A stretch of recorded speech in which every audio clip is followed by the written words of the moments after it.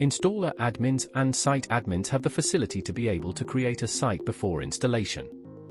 This allows you to submit the ARC application so the panel can be commissioned with the ARC at the point of installation, saving your engineers time. Log into Texecom Cloud.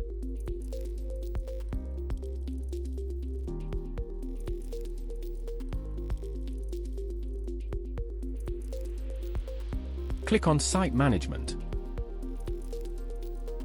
Click on Sites.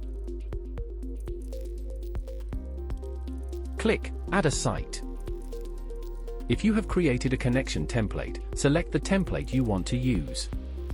If no connection template has been created, select the services required, the connection details, and the contract length. The panel contract section will update to reflect the choices made. Click Next.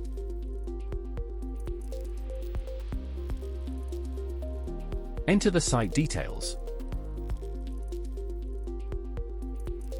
If you are connecting the panel later, click Save and Exit. Once the site has been created, your engineer can link the panel to the pre-configured site from the site's page.